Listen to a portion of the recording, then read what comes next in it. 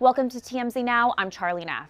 This week, Oprah Winfrey shared a story about Whitney Houston falling off the stage during an appearance on her show in 2009. Oprah suggested the fall happened due to Whitney relapsing and that the fall was related to Whitney being under the influence. However, Whitney's estate has a very different account, telling TMZ exclusively that while Whitney did fall, it wasn't because she was high. Instead, they say the sound check took place in a dark theater and Whitney was unfamiliar with the stage layout. Joining us now with his first-hand account of what happened that day is Whitney's bodyguard at the time, Ray Watson. Welcome, Ray. Ray, you were there the day that Whitney Houston fell off the stage during the sound check at Oprah's show. Take us back to that day. What happened? I don't know whether it was a sound check or they was actually doing I can't remember exactly when she fell, but she was coming toward the front of the stage, and it's a drop off, and it's sort of like a dark spot there. So when she got to the edge, I think somebody told her, "Watch, be careful, watch it," and then she went down. But so we got to her, but she got up. Matter of fact, she made fun about it. What did she say when she was making fun about it? She was just laughing. She said, "I didn't see that." She said, "I didn't even see that." I said, "That's obvious. You didn't see it." And so we was making sure she was all right. But she finished doing what she was doing. How close were you physically to the stage when she fell? Well, I was behind the I don't know what you call it, a media room or what, but a lot of action was going on back there as far as setting everything up and just some doing that and just some doing this. Oprah's people, that is. And so, but we were not too far from her. What was your immediate reaction when she fell off the stage? I just said, "Damn."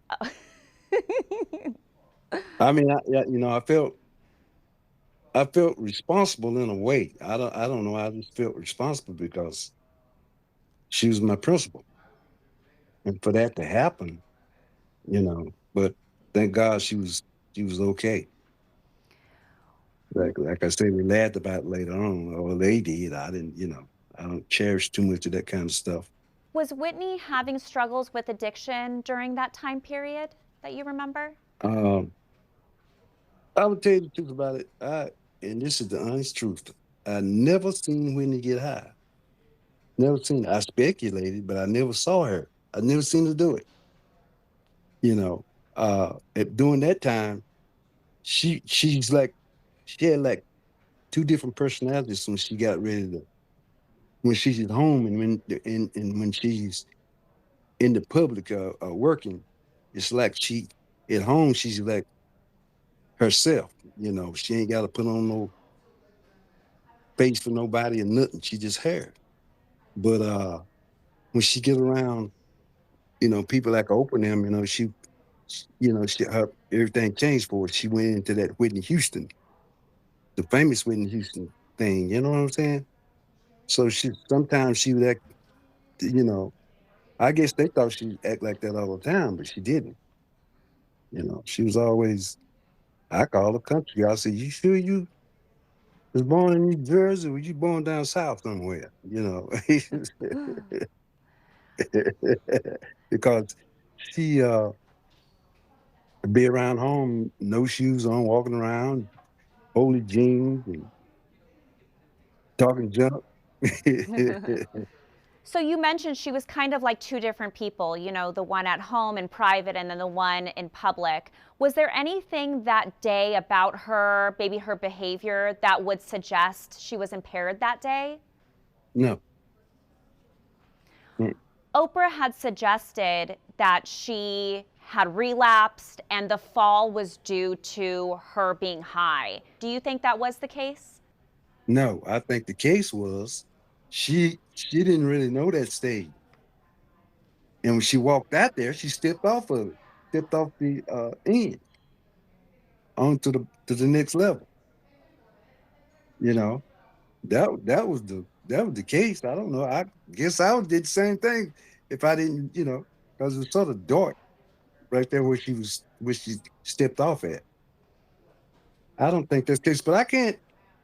Uh, what uh, Miss Winfrey said was maybe she thought that way. I don't know. Maybe she was looking because I can see from her eyes. I can only see from mine. But I didn't have to worry about that because I knew she was not. And Miss Winfrey might have thought that she was. Do you see a reason why Oprah would think that? It's hard for me to answer that question. She I can't say what she was thinking. I didn't even know she even thought that. Really. So the two conflicting stories has everyone forced to pick a side between two icons. You're either picking Oprah's side or you're picking Whitney's estate side. For people that believe Oprah's account about what happened that day, what would you say to those people? That'd be obvious that she carries a lot of support as far as her being who she is. But like I said, from her point of view, she might have thought that she was. I'm not downing nobody. I'm just saying that she wasn't. I would know, but she wasn't. She come from back there, and there was a little screen up there too. You could see them, and you barely through that little screen on the back, the band and everything. Everybody's back. You had to open that thing up to really see them on stage. But she just walked out too far. It just happened to other artists.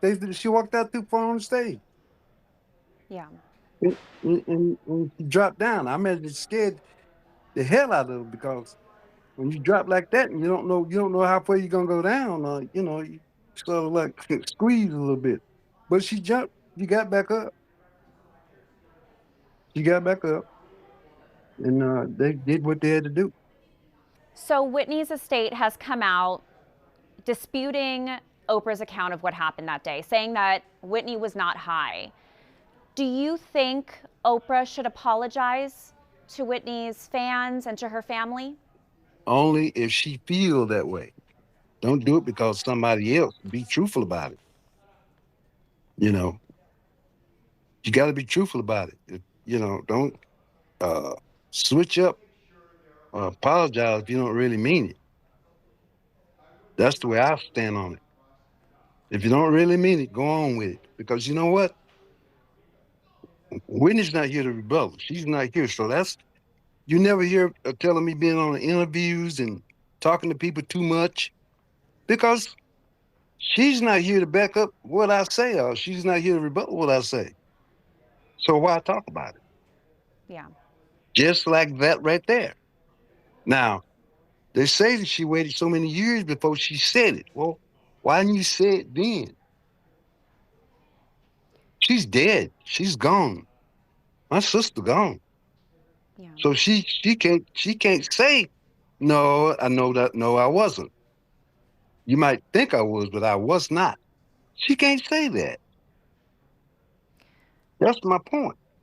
Oprah said that she had concealed what happened because she didn't want it to ruin Whitney's career. She's obviously talking about it now, saying that she believed that she was high. Do you believe Oprah's story that she didn't speak out at that time because she felt it would ruin her career? Well, I don't, and this is me. This is me talking now. I don't really think so. She would have ruined her career. Yeah. She waited 17 years to say that's and after she died. I'm saying you should say it while she's living. And give her a chance to respond herself. Right. So she can respond to you.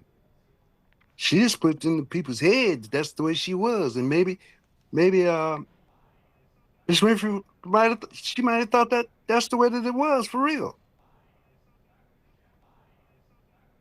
But Whitney, I'm saying she wasn't because she was straight. That's what I'm saying. That's me on it.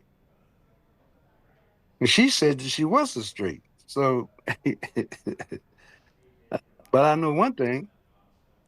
I think it should have been done while she was. If she wanted to talk about it or say something about it, she should have said it to Whitney, or said it while she was living.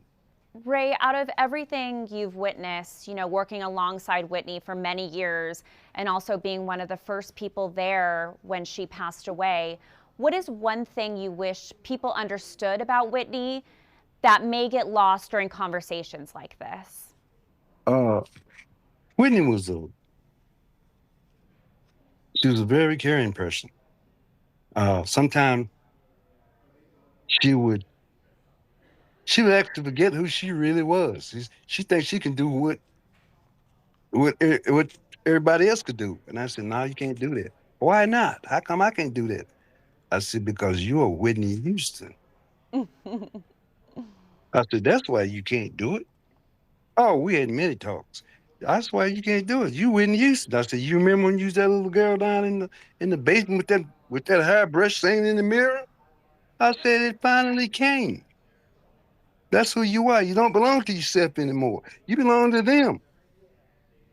That's why in my speech, I Oh, said we should give a little more to the entertainers and than just the price of a ticket. Because they give you more. And I used to see her looking so sad, and it would break my heart, when people be talking about it and all that. She said, I ain't messing with nobody. Why they miss me? I said, because you are who you are. You're a megastar. And when you're a megastar, they saying you belong to them. They, she finally caught on. She understood. yeah. Does it make you sad when stories like this come out about her, highlighting her addiction issues and not about her accomplishments? Does that hurt you when people say things like this? No, that doesn't hurt me because I know who she really was. So you can say what you want to say. That don't make it breed and butter. See, you got to know the person. And who was Whitney to you?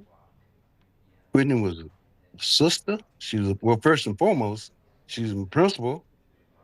And then after working with her so long, she got to want me to just be like her. And I always was the bodyguard.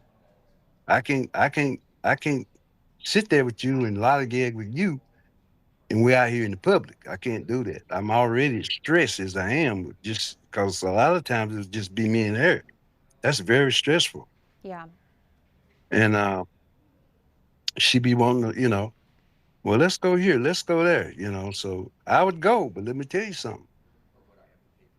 I was on pins and needles the whole time because who she was, you know. And but she was like I said, she was a sister, I mean, a boss, principal, and I tried to accommodate her in every way that I could, as far as helping her, talking to her, and about her being in the public eye and who she was. And my sister stayed on top of things with her. Her and the camp, Hmm. they tried to stay on top of things, and but she was a wonderful person. She, forget about all of this. She was a nice woman. My God, when she passed away, I got sick, and I didn't think I thought I was, I almost lost it. I went from 266 pounds to 160 pounds because I couldn't get it out of my head what had happened to her. And that's the worst thing for a bodyguard is to lose a principal like that. That's the utmost worst. I'm so sorry you had to deal with that, Ray. One thing's for sure, there will never be another Whitney Houston. No, I wish everyone could have known her who Elizabeth Houston. I wish they could have known that part. She's very funny. Man, I used to love to get around here in Bobby Boy and they get to doing their little singing and dancing in the we get to go to McDonald's. They be in there just dancing. Oh, Oh, I love hearing stories like that about her.